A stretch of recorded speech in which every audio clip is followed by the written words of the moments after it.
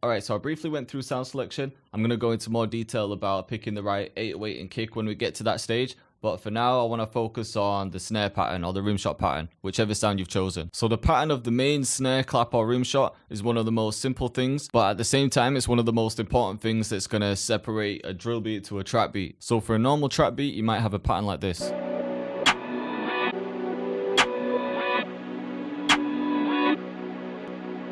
The rhythm of a trap pattern essentially lands on every third beat. What I mean by that is, if I turn the metronome on, if I count along with these beats, you're going to see that this snare lands on every third beat. So look, 1, 2, 3, 4, 2, 2, 3, 4, 3, 2, 3, 4, 4, 2, 3, 4. Every time I got to the third beat, it landed on a snare. That's like the most basic trap pattern. The main difference with a drill pattern is the second snare most of the time. So usually the pattern matching beats will go like this. The first one will land on the third, the second one will land on the fourth, next one will land on the third, and then after that we'll land on the fourth. So let's just count that. 1, 2, 3, 4, 2, 2, 3, 4, 3, 2, 3, 4, 4, 2, 3, 4. Let me just play that again. So you can see the second one has been delayed slightly. Instead of the second one playing on the third, it's playing on the fourth. But that doesn't mean that you have to stick with that pattern. It just means it's a good starting foundation to separate a drill beat from a trap beat. So that's a really basic pattern, but I want to show you some other variations. So first of all, I could add some filler notes, like maybe here.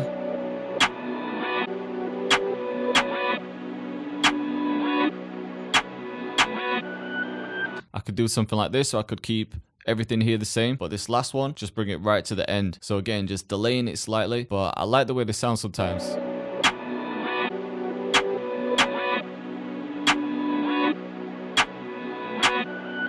What you could also do is kind of reverse the way they land. So instead of having the first one land on the third beat, you could have that land on the fourth, and then the next one land on the third beat. So it would go like this.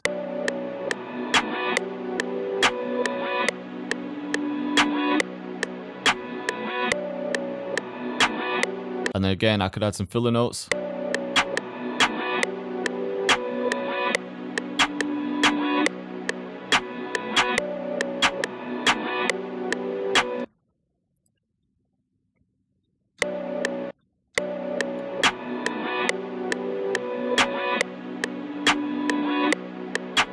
So that's just a few options that you could work with. Sometimes I won't even click them in. I'll just hit record and then I'll just have a listen and see what comes to my head. So for example, I could just hit the record button, might turn the metronome off. C on my keyboard will usually play the original sample. So let's just see what I can think of.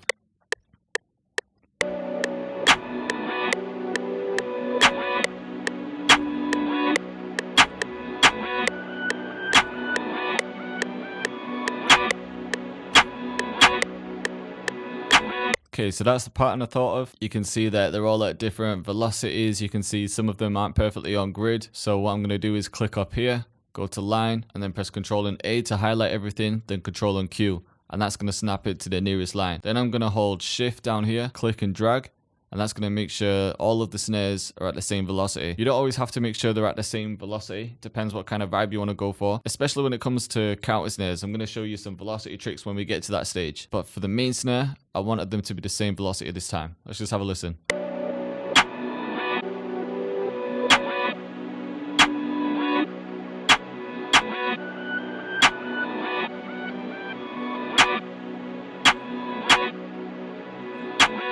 So I was sticking to that main pattern of landing them on the 3 and the 4, but then when it got to this stage, I delayed this one and just added a couple of filler notes. Just going back to sound selection a little bit, what I sometimes do is get a pattern in like this, and then once I've got the pattern, I'll flick through some of the sounds to see what fits with the sample. And the quickest way to do that is first make sure that the sample is selected. So chip snare is the one that I chose before. I'm going to click this box next to it until it's got a green light around it. And then if you're using a mouse, you can click the wheel in, and that actually changes the sound. It keeps the MIDI file the same, but it'll change the sound. So for example, if I wanted to try this crispy snare, I can click the mouse wheel in.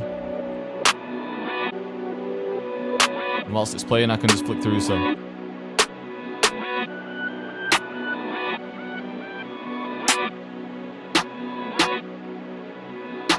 I like this one too.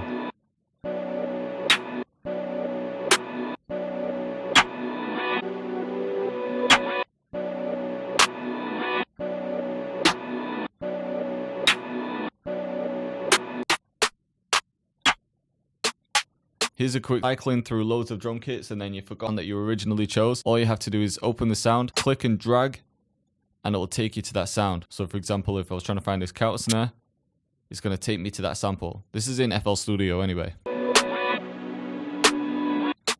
I'm going to go back to the chip snare. I think this one fits the vibe more than any of the others. I just wanted to show you how to quickly select sounds. What you could also do is, instead of having the filler notes in this snare, you could actually bring another snare in.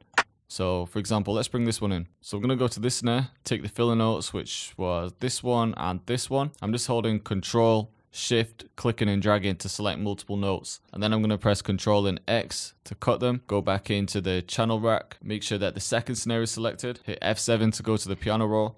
And then Control and V. That's going to paste them in. Let's see how this sounds.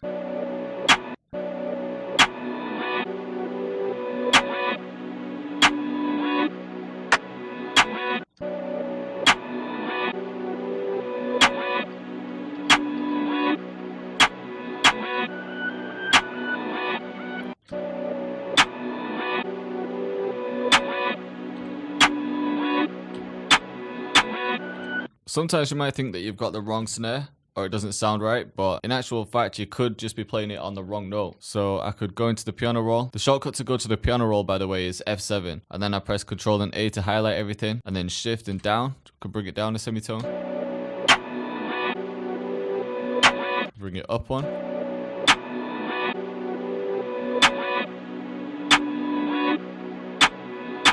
I actually like the way it sounds up. I'm gonna leave it here.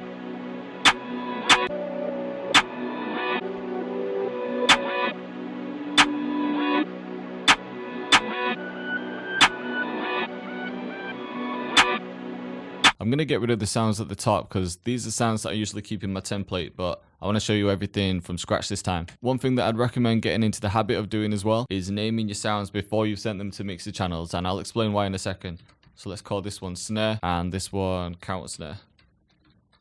The reason I do that is because once I eventually link these to the mixer, if I've named them, then it's going to copy the name across. So instead of saying insert 10 and insert 11, it's going to have the exact name here. I'm not going to link them yet though. I'm going to show you once I've got the other sounds in.